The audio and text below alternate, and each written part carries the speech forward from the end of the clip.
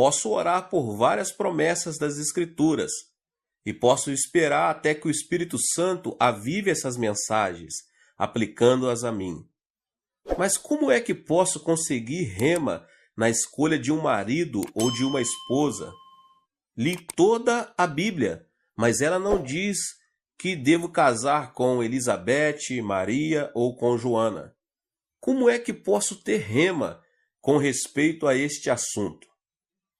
A Bíblia tampouco diz onde devo estabelecer minha residência, se no Rio de Janeiro, Buenos Aires, Los Angeles ou em Berlim. Como é que posso saber a vontade de Deus a esse respeito? Estas são questões legítimas. Permita-lhe dar-lhes os 5 passos que uso a fim de saber a palavra rema acerca de questões específicas. O primeiro passo é colocar-me em ponto neutro. Não ir nem para frente nem para trás. Permanecer completamente calmo. Então espero no Senhor, dizendo: Senhor, eis-me aqui. Ouvirei a tua voz. Se disseres sim, irei. Se disseres não, não irei. Não desejo tomar decisões para o meu próprio benefício, mas decidi segundo o teu desejo. Se algo bom para mim, ou seja, algo mal, estou pronto a aceitar a sua decisão. Com esta atitude, espero pelo Senhor. Muitas vezes a melhor coisa a fazer é jejuar e orar, pois se a pessoa come demais, fica cansada e não pode orar. Então, ao perceber que está realmente calma, pode partir para o segundo passo. A segunda coisa que faço é pedir que o Senhor revele a sua vontade através de meu desejo. Deus sempre vem a você através de seu desejo santificado. Agrada-te do Senhor e Ele satisfará os desejos do seu coração. Salmos 37:4. O anelo dos justos, Deus o cumpre. Provérbios 10:24. Por isso digo que tudo quanto em oração pedirdes, crede que recebereis, e será assim convosco. Marcos 11:24. Desejar é, pois, um dos pontos focais de Deus. Além disso, Filipenses 2:13 diz: porque Deus é quem efetua em vós tanto o querer como o realizar, segundo a sua boa vontade. Através do Espírito Santo, Deus coloca em seu coração o desejo, levando você a desejar a fazer a vontade dele. Portanto, faça a seguinte oração: Senhor, agora dá-me o desejo segundo a tua vontade. Ore e espere no Senhor, até que Deus lhe dê o desejo divino.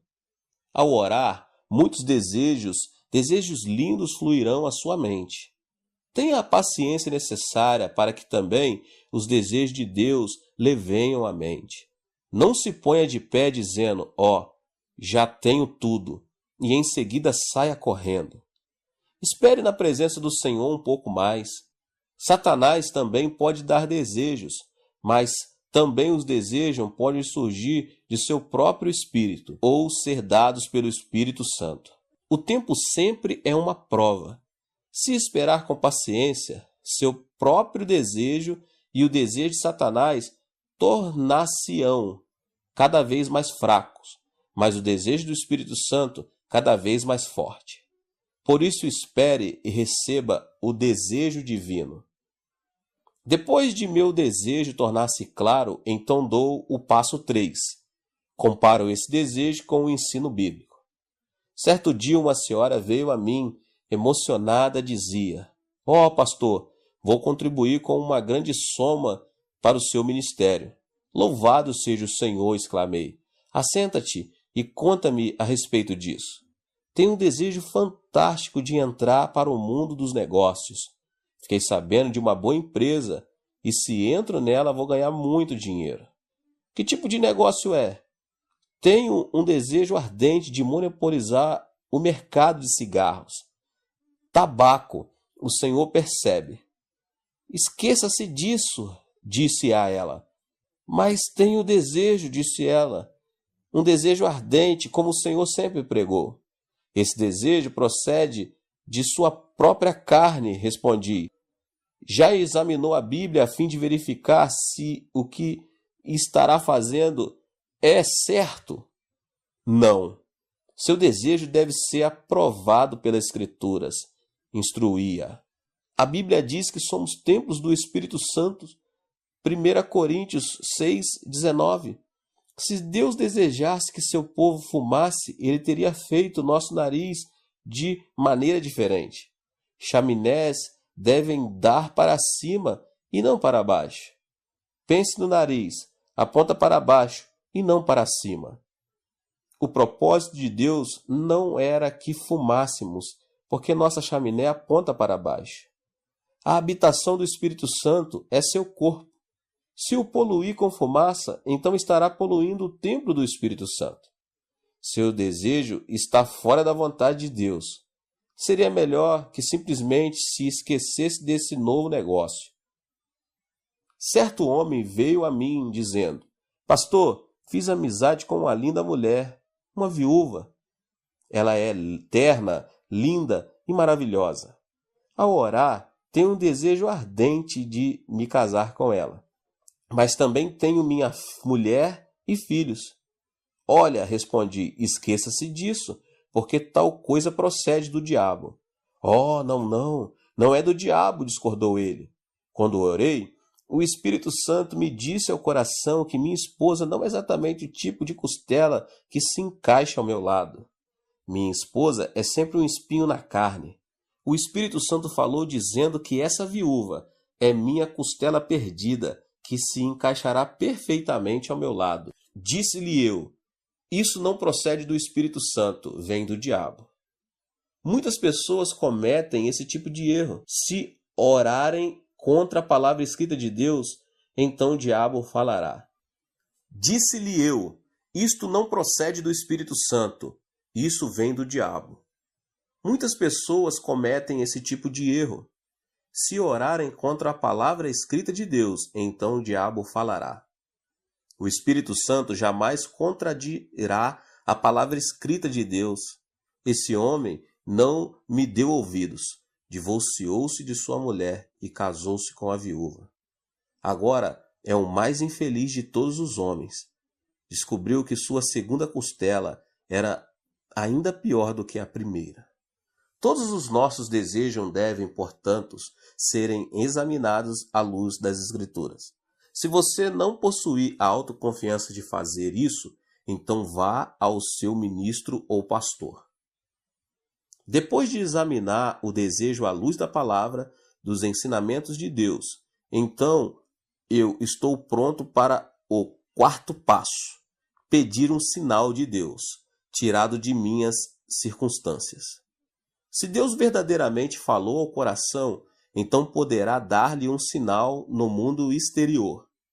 Quando Elias orou 7 vezes pedindo chuva, recebeu um sinal do céu. Uma mancha do tamanho do punho de um homem, uma nuvem apareceu. Gideão também pôde servir-nos de exemplo, pois ele também pediu um sinal. Deus sempre me mostrou um sinal de minhas circunstâncias. Às vezes, esse sinal era muito pequeno, mas ainda era um sinal. Depois de receber o sinal, então, o quinto passo e final. Oro até conhecer o horário de Deus. O horário de Deus é diferente do nosso. A pessoa deve orar até que tenha paz real, pois a paz é como o árbitro. Depois de orar, se ainda sentir-se inquieta, então o horário não era certo. Significa que o sinal ainda está vermelho. Portanto, continue a orar e a esperar. Quando o sinal passar de vermelho para o verde, chegar-lhe-á a paz ao coração. Então você deve sair correndo. Vá, portanto, com velocidade total, com a bênção de Deus, com a rema de Deus. Milagre após milagre lhe seguirão. Em minha vida cristã, sempre tenho seguido estes 5 passos, até que Deus tem confirmado essa maneira de caminhar com sinais e milagres. Estes resultados devem mostrar claramente a diferença entre logos e rema. No futuro, você não precisa ficar confuso acerca das promessas de Deus. Quantidade alguma de reivindicação, trabalho, pulos ou gritos o convencerá. Deus mesmo o convencerá, dando-lhe o coração à sua fé. A versão da Almeida de Marcos 11, 22 e 23 diz que se a pessoa tiver a fé em Deus, poderá então ordenar a um monte que se atire no meio do mar. O texto grego, entretanto, diz que a pessoa deve ter a fé de Deus. Como é que se pode ter a fé de Deus? Ao receber rema, a fé que lhe é dada não é sua, foi-lhe concedida por Deus. Depois de receber essa fé que vem do alto, então pode ordenar que montanhas sejam removidas. Sem receber a fé de Deus, a pessoa não pode fazer tal coisa. Se não for por outra razão, você deve estudar cuidadosamente a Bíblia, desde o Gênesis ao Apocalipse, a fim de proporcionar ao Espírito Santo o material de que ele necessita para operar. Quando a pessoa espera no Senhor, o Espírito Santo concede-lhe essa fé. E ao agir consoante a essa fé, grandes milagres seguirão em seu ministério e em seu lar. Portanto, espere no Senhor, jamais será isso um desperdício de tempo.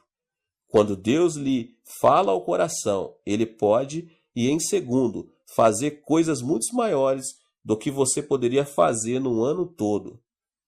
Espere no Senhor e verá grandes coisas realizadas por seu intermédio. Deus te abençoe. Esta foi mais uma palavra do pastor David Poyong Cho. Se inscreva aqui no canal, ative o sininho das notificações para você não perder nenhuma das palavras que têm sido ministradas aqui. Deixe o seu like e não esqueça de compartilhar com as pessoas que você mais ama. Te vejo nos próximos vídeos. Deus te abençoe. Tchau, tchau. Deus que dividiu o Mar Vermelho e destruiu os muros de Jericó está conosco neste momento. A pobreza desaparecerá e a bênção virá. Esperem o milagre pela fé. Eu os exortava dizendo que deviam confessar a palavra de Deus, conceber sonhos e ter fé no Senhor. Estes eram os versículos com os que mais eu exortava as pessoas a confessarem com a boca. Filipenses 4,13. Tudo posso naquele que me fortalece. Romanos 8,28. Sabemos que Deus age em todas as coisas para o bem daqueles que o amam, dos que foram chamados de acordo com o seu propósito. Marcos 9,23. Se podes, disse Jesus, tudo é possível ao que crer. No início, as pessoas tomavam a confissão da palavra de Deus como algo excêntrico. Entretanto, uma vez que entendiam, eram fortalecidas em seu espírito pelo alimento espiritual e a fé fluía de seu interior. Começavam a proclamar a palavra de Deus com mais vigor. Também é preciso pensar grande para crescer muito. Todos os grandes servos de Deus, tanto na Coreia do Sul como ao redor do mundo, têm um desejo ardente de saber por que tanto minha igreja como a igreja dos meus discípulos se tornaram as maiores igrejas de suas cidades. Existem aqueles que se asseguram que deve haver um segredo que eu não revelo, mas sempre me utilizo de um provérbio antigo para explicar o segredo e o princípio de crescimento da igreja. Ele diz o seguinte: dos grandes bambus saem os grandes bambus. A estrutura do pensamento de meus discípulos é grande, isso porque cresceram observando a magnitude de meu ministério. Chegaram a pensar grande porque pensaram grande, projetaram e aprenderam minha filosofia pastoral. O pensamento se caracteriza por desenvolver-se, ou seja, não é estático. Meus discípulos aprenderam a pensar grande, observando uma igreja e um ministério grande. O desenvolvimento do pensamento se correlaciona diretamente à quantidade e à qualidade do pensamento. Isso se deve ao fato de o pensamento do homem possuir um poder criativo. Com isso, não quero dizer que o ministério deve ser julgado segundo seu tamanho. As igrejas pequenas das zonas rurais também estão debaixo da vontade e soberania de Deus. Mas quero sim, afirmar que a magnitude do pensamento determina nossa realidade física. Em outras palavras, existe uma maior possibilidade de quem pensa pequeno obter frutos pequenos e de que quem pensa grande obter frutos grandes. O que é fundamental aqui é a pessoa ser positiva e ativa em procurar desenvolver seu pensamento da quarta dimensão dentro da esfera dos seus sonhos. Pensar grande não resulta automaticamente em um grande fruto. O pensamento é apenas um começo. A seguir, deve haver uma ação que o sustente. Por exemplo, um agricultor não deve esperar uma colheita abundante sem ter semeado. Se deseja colher, primeiro deve semear. Ao refletir sobre meus 47 anos de ministério, devo admitir que não somente pensei grande, mas também me esforcei ao máximo em oração, consagração e estudo, com a finalidade de alcançar o desejo do meu pensamento. O trabalho árduo e a consagração são fundamentais para que o pensamento se torne realidade. Mude seu pensamento com um programa positivo. A Bíblia afirma que o que se vê foi feito do que é invisível, ou seja, a terceira dimensão visível não é produto da terceira dimensão visível, mas está debaixo da influência da quarta dimensão invisível. A pessoa que pensar negativamente na quarta dimensão enfrentará situações negativas. Em contrapartida, a pessoa que pensar positivamente irá deparar com boas obras, segundo o seu pensamento. Nosso corpo é uma habitação onde está o computador da quarta dimensão. Um dos elementos que programam esse computador é o pensamento. A mentalidade produz ondas do mundo da quarta dimensão que influenciam a terceira e acabam imprimindo resultado em nossa vida. O que obtemos impresso é consequência do programa que instalamos. Por exemplo, um programa que contém a tristeza e doença transmitirá programas de doença e tristeza, tanto em nosso corpo como em nossa vida, elementos que pertencem à terceira dimensão. O pensamento de depressão, de ira, faz funcionar automaticamente um programa que produz estresse e enfermidades. Por outro lado, a pessoa que instala o programa de sua mentalidade com pensamentos positivos irá deparar com circunstâncias positivas na terceira dimensão. Pensar que sou saudável, feliz e que me sinto bem influencia a terceira dimensão e produz satisfação, vitalidade e energia. Também é importante ter uma mentalidade afirmativa, a qual consiste no pensamento positivo de confessar que algo é possível. Não devemos permitir que nossos lábios confessem: não é possível, não posso, não sirvo, sou um fracasso. Uma pessoa ativa sempre diz: é possível, tudo é possível ao que crer. A pessoa que tem uma mentalidade ativa se caracteriza por sua convicção.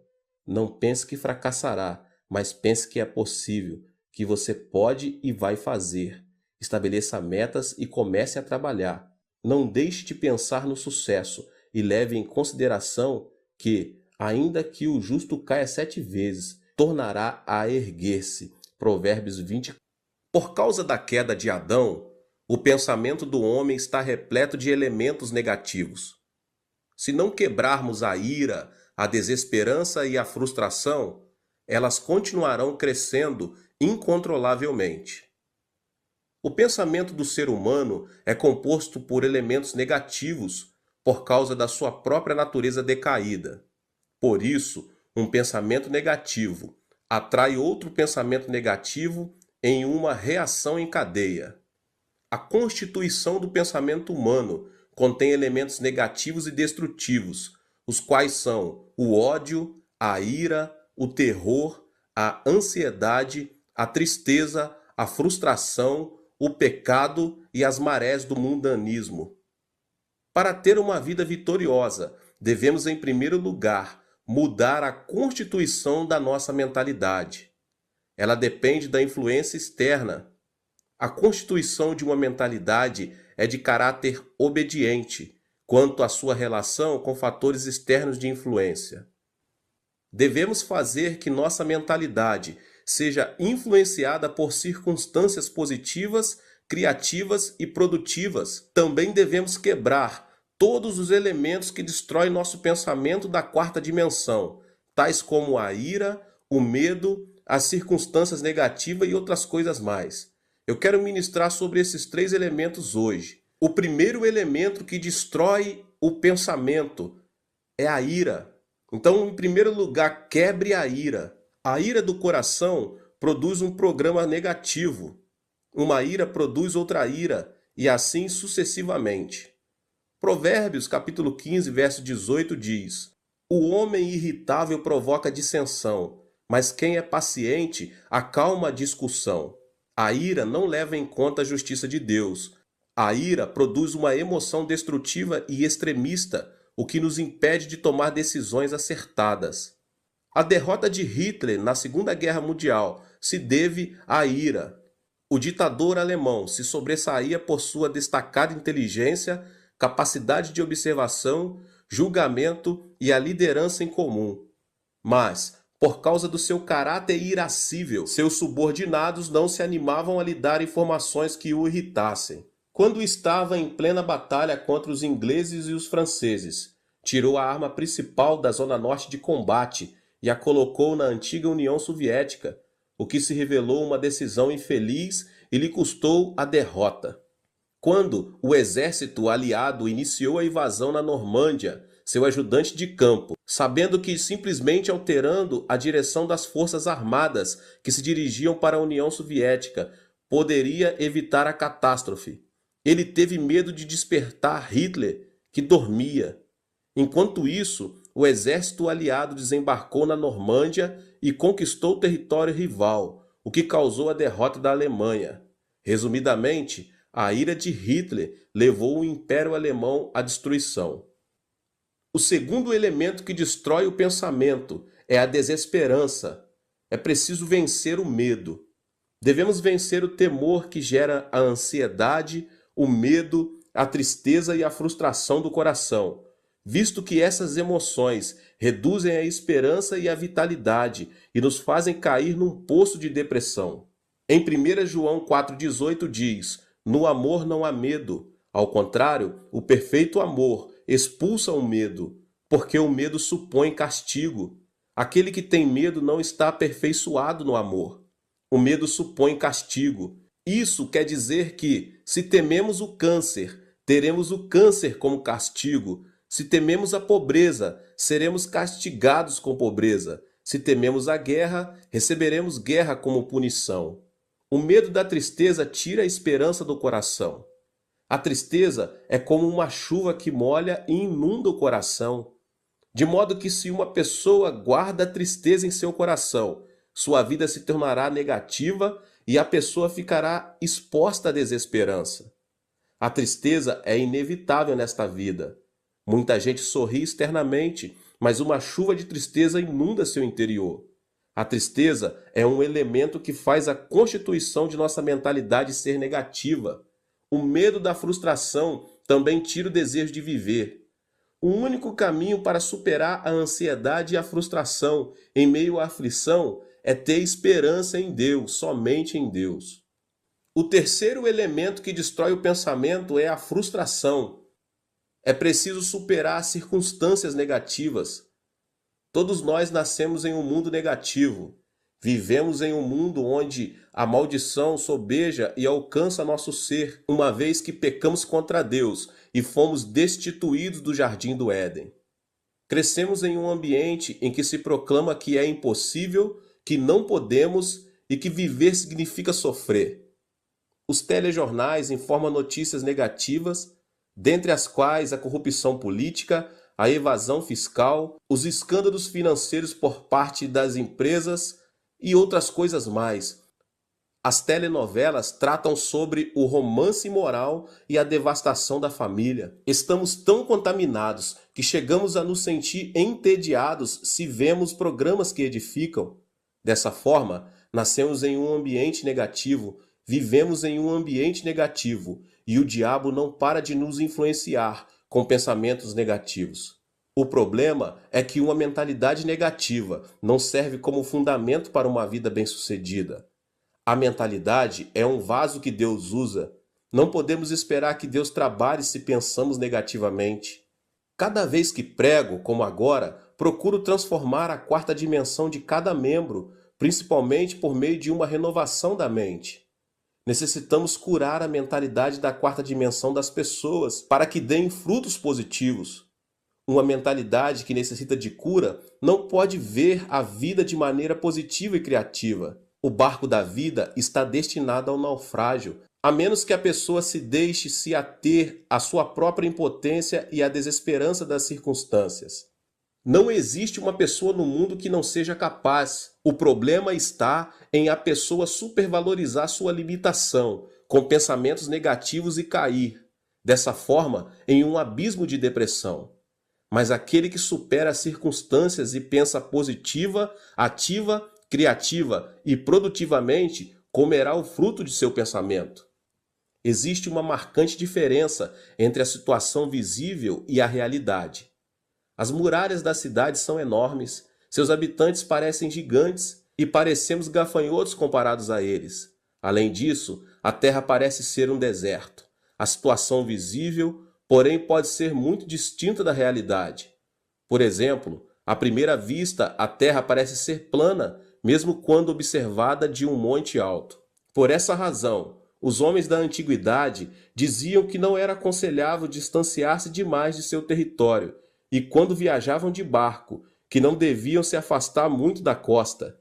Isso porque preconcebiam que na beira do plano havia um abismo. Todavia, a realidade é totalmente distinta. Atualmente, todos sabemos que a Terra é redonda. Sendo assim, a situação visível nem sempre coincide com a realidade. A Terra parece permanecer estática, e se deve ao fato de ela não oscilar nem vibrar bruscamente ao ponto de percebermos. No entanto, a Terra está em movimento de rotação sobre seu próprio eixo e dá voltas ao redor do Sol a uma velocidade incrível, apesar de não observarmos nem sentirmos que isso está acontecendo. Podemos experimentar um milagre quando abandonamos preconceitos e sentimentos e vivemos com uma mentalidade que supera as circunstâncias e os sentidos. A mentalidade é um elemento da quarta dimensão que precede as circunstâncias e os sentidos. Podemos superar as circunstâncias e ser transformados pela cruz de Jesus Cristo todos os dias. A cruz é o poder que ressuscita os mortos, a força que chama as coisas que não são como se já fossem, e o poder que transforma a desesperança em esperança. A mentalidade da quarta dimensão, que supera as circunstâncias e que se obtém por meio da cruz do Calvário, é a força motriz que transforma o pensamento. Eu sempre digo, pense no evangelho quíntuplo e na bênção tripla. Você é uma pessoa próspera. Pense na riqueza. Guarde o evangelho e o regozijo da prosperidade no depósito do seu pensamento. Sempre ensinei meus membros a pensar no evangelho quíntuplo e na bênção tripla. A Bíblia ensina a pensar em tudo que for puro, tudo que for amável, tudo que for de boa fama. Filipenses 4:8. Por isso, nunca deixo de pensar no evangelho quíntuplo e na bênção tripla. Fui perdoado e justificado. Sou uma pessoa santa e cheia do Espírito Santo. Fui curado, fui liberto da maldição, recebi a bênção da vida eterna e nunca deixo de pensar que sou uma pessoa próspera e saudável, assim como prospera a minha alma. A confissão da palavra significa que, se enchemos a quarta dimensão com vitória, êxito, riqueza e prosperidade, será isso mesmo que se manifestará no plano tridimensional. Encha seu pensamento com vitória todos os dias, com êxito e riqueza, porque você já os tem. Durante a guerra, minha nação sofreu uma devastação total. Na época, quando chegava um trem com uma carga de carvão, as pessoas quase instantânea e automaticamente faziam um grande tumulto no intuito de conseguir um pouco desse carvão. Mas isso era dificultado pelos militares. Era um dia desses, como de costume. Um grande tumulto foi gerado ao redor dos vagões de um trem. Quando consegui ver um menino de 10 anos de idade que baixava grandes quantidades de carvão, enquanto seu pai os empilhava no chão. Mas uma porção grande de carvão caíra e estava debaixo do vagão de carga. De repente, ao ouvir os passos dos militares, as pessoas começaram a descer do trem. Foi então que, no intuito de ficar com essa grande porção de carvão, o menino enfiou-se debaixo do vagão, até que se ouviu um ruído do movimento do trem. As pessoas começaram a gritar. No entanto, ninguém se arriscava a se aproximar do trem para salvar a vida do menino. Então, de repente, um homem correu em sua direção. Era seu pai. O homem conseguiu tirar o menino, mas não pôde sair a tempo, e o acidente lhe custou a vida. Morreu instantaneamente. Mesmo agora, quando penso naquele incidente, tenho uma sensação de terror. O pai do menino, sabendo que morreria em questão de segundos, logo depois de tirar o filho, fez sinal com a mão para que ele se afastasse o mais distante possível. O trem arrancou e o pai do menino morreu. Pensei, por que esse homem salvou a vida do menino, sabendo que poderia vir a morrer? Ele não poderia continuar vivendo e ter outros filhos? Por que deu a vida por seu filho? Eu era apenas um aluno da escola secundária e não conseguia entender o que os pais sentem por seus filhos. Mas hoje que sou pai de 3 filhos, posso entender o porquê. Não existe uma teoria ou lógica que explique o amor de um pai. O amor é mais forte que a morte e impulsiona a pessoa a dar a vida por seu filho. Aquele homem sacrificou a vida por amor a seu filho, mesmo tendo a possibilidade de manter-se indiferente e assim salvar-se. O mesmo acontece com Deus. Deus, por amor a nós, quis nos salvar, mesmo pagando um preço muito alto. Por isso enviou seu Filho amado Jesus Cristo. Foi Deus mesmo quem encarnou e morreu na cruz. Podemos ser corajosos ao compreender o amor de Deus, e esse Deus está conosco. É isso que representa a transformação da mente na esfera da 4ª dimensão. Ou seja, existe um fundamento sólido sobre o qual podemos afirmar que nada é impossível para Deus, e experimentaremos vitórias e milagres ao dar passos de fé e dissermos: tudo é possível. Meus irmãos, a ressurreição de Cristo é o fundamento da nossa riqueza. Qual é o argumento de nossa riqueza, baseados no qual podemos confessar que somos prósperos? O fundamento é a morte e a ressurreição de Cristo. O amor de Deus foi revelado por meio da cruz, pois a cruz revela o coração de Deus, que nos amou de tal modo que deu o seu Filho Jesus Cristo por nós. Toda frustração e desesperança são lançadas fora, se tão somente abraçarmos a cruz. A cruz desfaz a morte e o Hades, faz resplandecer sobre nós a glória da ressurreição. A esperança e a riqueza da morte e ressurreição da cruz transformam a água amarga da frustração e da desesperança em água doce. Romanos 8, do 35 ao 39 diz: quem nos separará do amor de Cristo? Será tribulação ou angústia, ou perseguição, ou fome, ou nudez, ou perigo, ou espada? Como está escrito: por amor de ti enfrentamos a morte todos os dias, somos considerados como ovelhas destinadas ao matadouro. Mas em todas estas coisas somos mais que vencedores por meio daquele que nos amou, pois estou convencido de que nem a morte, nem os anjos, nem demônios, nem o presente, nem o futuro, nem quaisquer poderes, nem altura, nem profundidade, nem qualquer outra coisa na criação será capaz de nos separar do amor de Deus que está em Cristo Jesus, nosso Senhor. Da mesma forma, o poder e a glória da ressurreição de Cristo Jesus transformam a água amarga da desesperança em água doce. Mostrarei agora a você o primeiro elemento da 4ª dimensão. Nossa vida depende de nossa mentalidade, meus irmãos, se pensarmos na carne ou no espírito. Para colher fruto santo, devemos primeiro ser guiados e subjugados pelo Espírito Santo. Esse é o segredo da vitória. O Espírito é quem nos dá vida e paz. Nossos desejos são realizados à medida que aprendemos a pensar juntamente com o Espírito Santo. Lembre-se de que o pensamento é um fator de influência. Devemos estabelecer uma comunhão íntima com o Espírito Santo, reconhecer que Ele é Senhor, para que nossa mentalidade esteja sob sua influência. Em segundo lugar, temos de expressar nosso pensamento em forma de oração, que é o sistema respiratório espiritual e o canal de comunicação com Deus.